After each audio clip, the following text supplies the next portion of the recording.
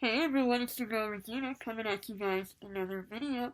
Here's little Nico. Say hi, Nico. Okay, you can go and do your own thing now. Hey everyone, I'm here to do a book review. It's been a second, but I have DNF'd of one book, and I want to talk about it. And I have read another book, and I'd like to talk about it. Well, the story is still fresh in my mind. I'm going to put Nico down because he's in his exploratory mode. So, yeah, you'll see him throughout the video, or you'll hear him. No. Good boy. So, yeah, how you been? It was, yo, I am so freaking bored at work. Let me tell you, I literally just sit there, either in a room all by myself, because the school I'm at doesn't really have anything for me to do, or I'm staring at kids who are on their computers and iPads receiving a virtual lesson, so I'm just there only to supervise. I'm just so bored. I'm so bored out of my mind. I'm also so exhausted. I am also still completely in love with little Nico, who is down here. Yeah, so far, it is now October 14th, and I've read 2 books. One of them was on my TBR, one of them wasn't. That reminds me, I gotta do a book haul again. Oops. Alright, so I want to talk to you about one book in particular, especially one of the books, because I feel like there's such a cult favorite around it. I don't want to say cult. It's more of a people love it so much, and I'm just reading the story and thinking, what? Right, making sure he's not biting the water. Okay. And that book is The Beautiful by Renee Ahdieh.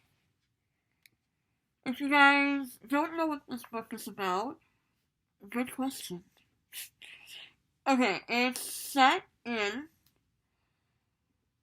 19th century New Orleans, Louisiana, where Marceline Rousseau and a few others escape from their old country, whether it's France, England, Germany, what have you, and try to make a new life in America.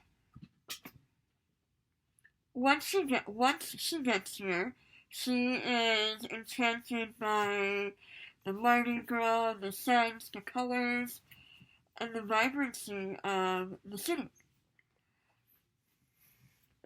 She's also wrapped up, through happenstance, through an organization called, I'm gonna butcher this, so French people, pardon, L'École des Lions, or the Court of Lions. This Court of Lions is a mystical. Hey, don't go hopping in the trash. I did not raise you to be a trash baby. Hey, can I have that?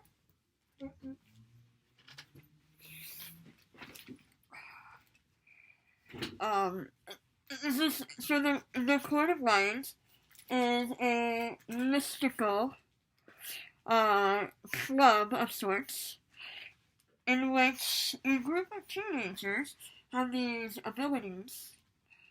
They look out for each other and I guess kill?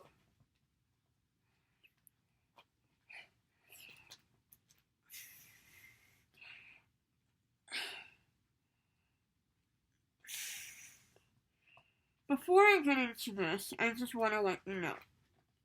I love vampires. I've always loved watching Buffy the Vampire Slayer, Angel, and I'll admit, I really, really enjoyed Twilight, the books, when it first came out. I didn't like the fourth one.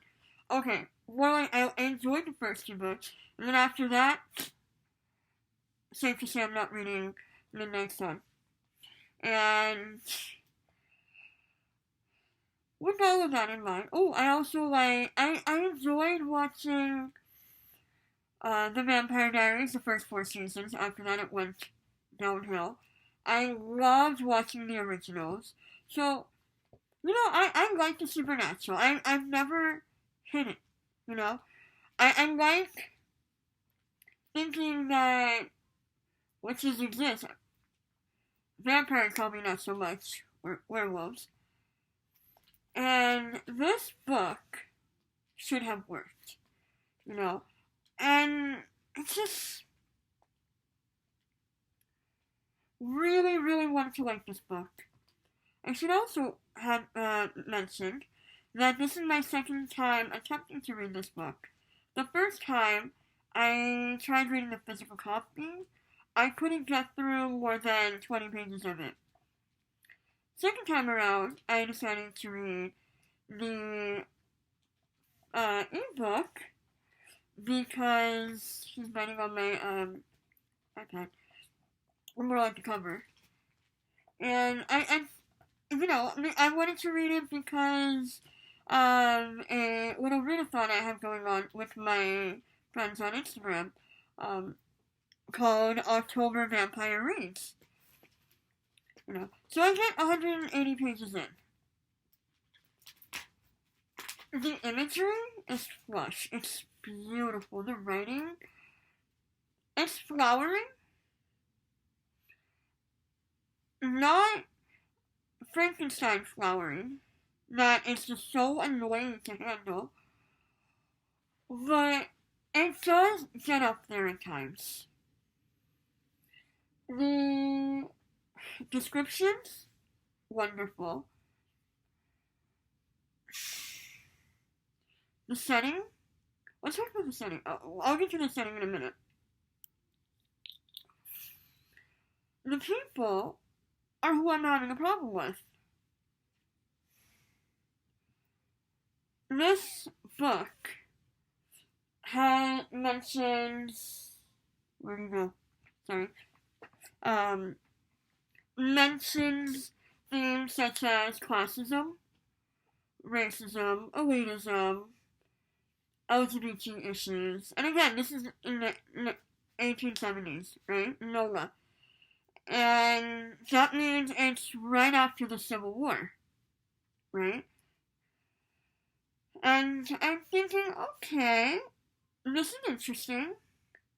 And I like the characters that are thinking about this. Right? And it's yeah, okay, you know what, there are a lot of things in this book. There were not a lot, but there were some things in this book that really grabbed my attention. Right? Themes such as these. What I did I wasn't nervous. Okay. Oh, it's a support. Okay.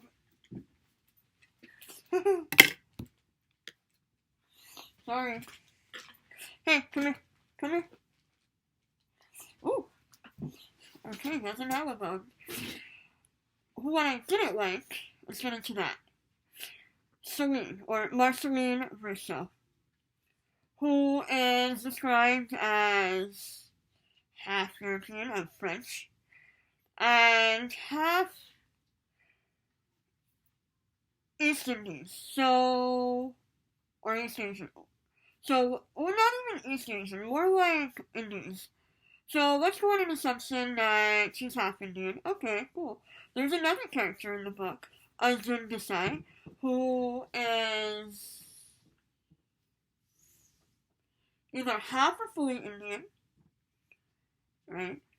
And he makes a comment saying that he is Sebastian de Saint-Germain's lawyer or attorney, and he knows everything about the law, except he is not allowed to practice in the United States. Marceline asks why, and he says that, well, skin color. Okay, cool. There are mentions of attempted sexual assault, but Marceline is able to get away from it. And she's constantly talking about her inner demons, about not wanting her inner demons to come out. 50 Shades of Grey, anyone? Then we have Bastien, who is a 17-year-old rich boy. Parents and brother passed away, and so he's been raised by his uncle, rich and benevolent. He got kicked out of West Point because of anger issues, and so now he's heading up his uncle's business. Which is nice. What? Okay,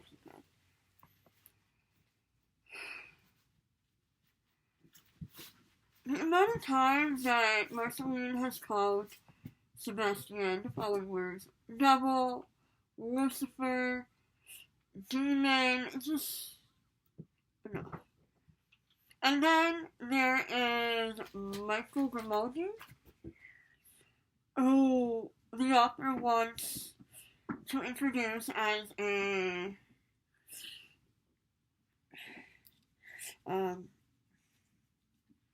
love triangle. Love triangles don't always work, and they're not always written very well, in my opinion.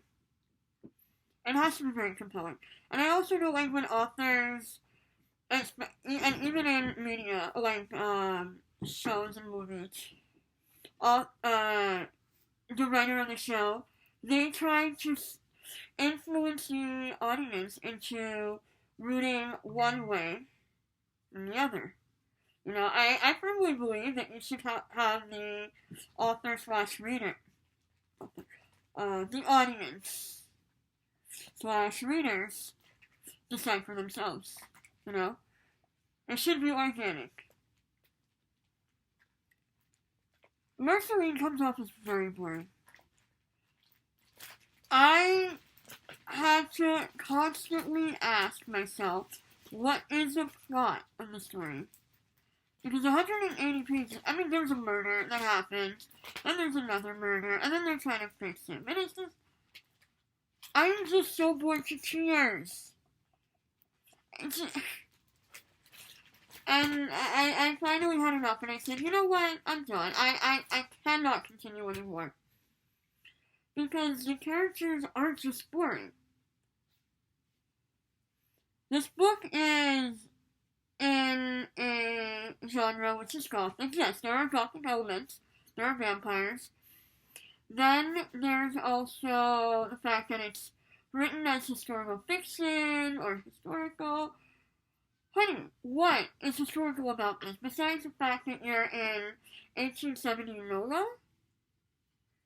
And then you're making references that are, and you're saying certain things that are more timely to the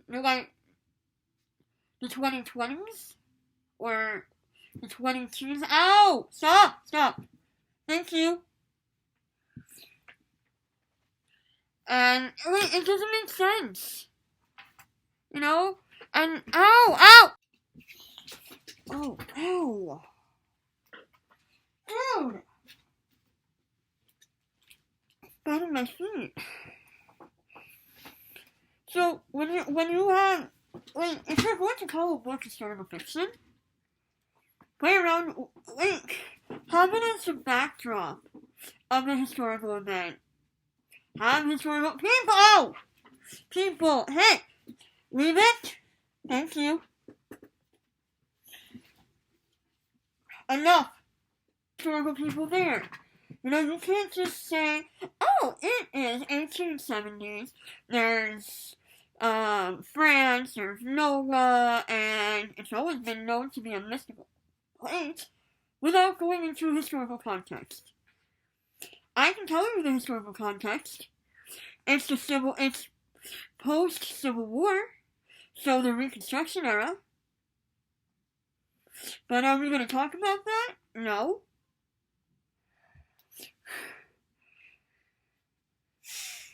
Ouch. So I ended up giving this book 2 stars. There were elements in this book that had the author fleshed out and, stuck to the plot and made her characters a little bit more interesting. I could have easily given this book 4 or 5 stars. But she didn't, and so I didn't.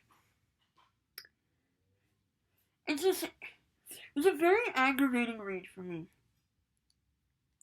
Next up, we have a book called... Can you hold on to this for a second? Hold up. Sorry. Horrorstör by Grady Hendrix. This book is about a store employees of the store called Horrorstör, which is a knockoff of IKEA. Oh! So it's based on, it's a parody of IKEA. If you haven't been to IKEA, it is basically a store that you have to circulate the entire store. A store which you can customize your entire house with. From any kind of room to any storage to any cool stuff. Except it's basically a grown-up Build-A-Bear, except with furniture. And so the premise of the story is that things are going bump in the night, and the employees have no idea what's going on.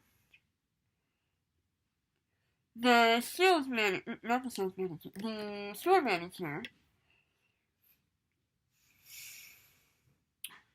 Basil, enlists the help of an older woman named Ruth Ann and Amy to help investigate after their shift is over by doing an overnight patrol. They grudgingly agree because of overtime pay.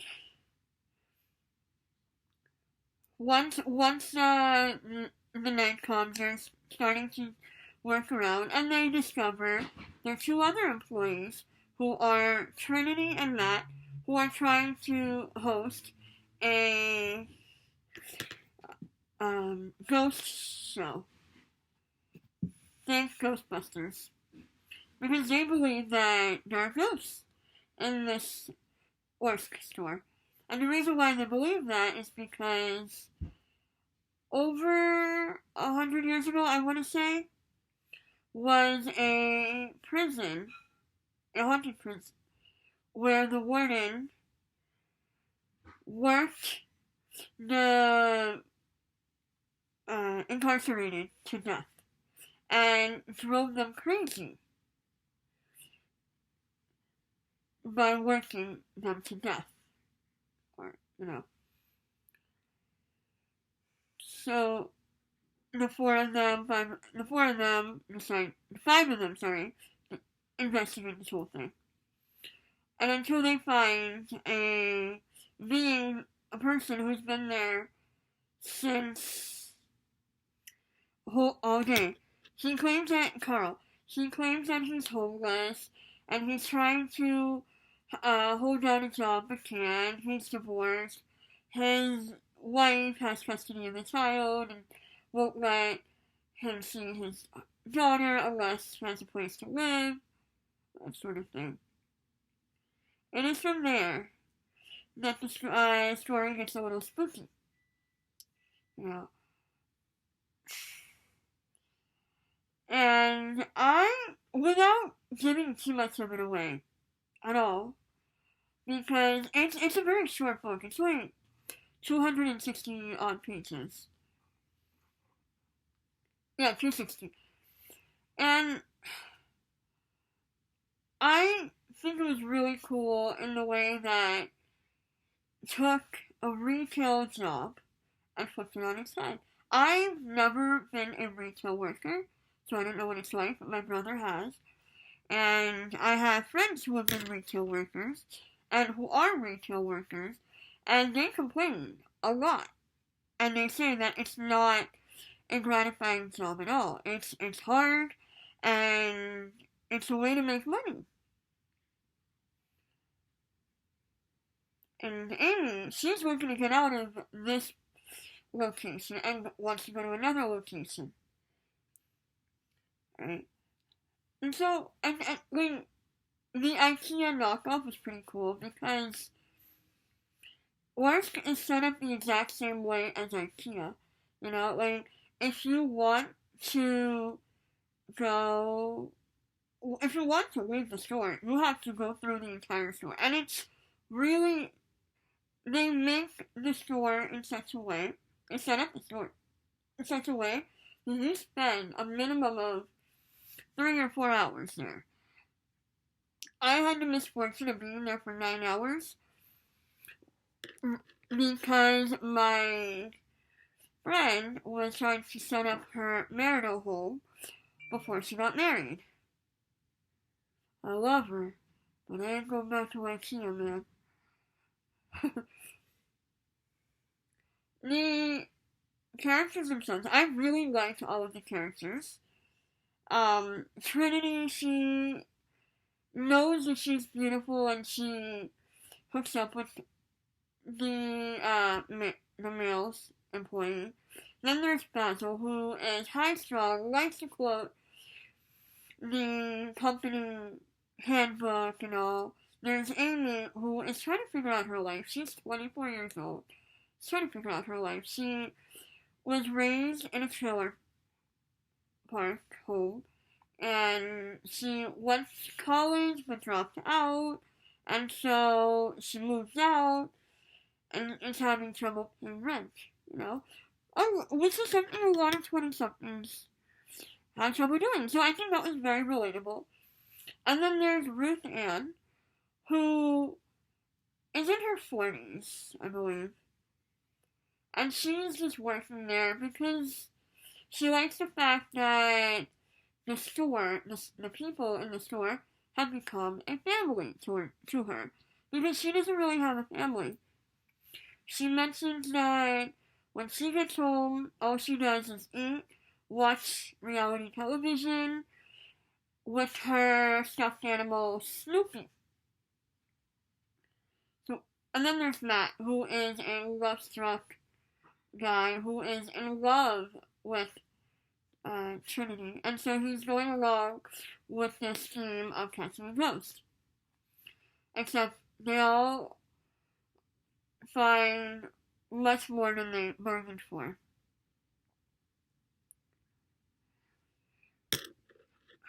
I gave this book, but I would say 5 stars. Because it was a palate cleanser. Because I've been on a reading slump, and I just needed something different, and it was great. I wouldn't say that it is a horror, because I would say that When the Monster Calls and The Haunting of Hill House is more terrifying than this. However, it had spooky elements. It's just something about this book. It's so good, you know? It's something different. And I liked that I read a book that I never would have read unless my salesperson at Q and Willow hadn't picked it up for me. I said, hey, I want something Halloweeny, I want something spooky, what do you recommend? And she goes, have I pushed Horrorstör on you yet? I said, no. There we go. The author does a really, really good job with his characters. Gives everyone a motivation. Everyone has a reason for being at this exact place. And I love how they talk about the monotony and the drudgery of their day. As a teacher, as a substitute teacher, I should say at the moment, who is going through teaching in a pandemic, there are times when it gets very monotonous, My first 2 years as a sub, it was never monotonous, because every day I was in a different location, a different school, a different set of students, and no day was exactly like the last day, which I thought was cool. And these days, I'm only in one school, which I think is great, and they're being very health conscious now, which is amazing. But I'm usually very bored, and I like mental stimulation, which is what Amy wants, or more like she wants a sit-down job. She wants a salary. She wants perks. She wants a job where she doesn't have to worry about making rent. Which, again, a lot of 20-something-year-olds relate to. I'm in a fortunate position where I live at home, even though I'm looking to move out, but I don't have parents telling me, hey, you should move out at some point. I'm saying, I'm trying to get my life together, so Nico and I can move to New Jersey.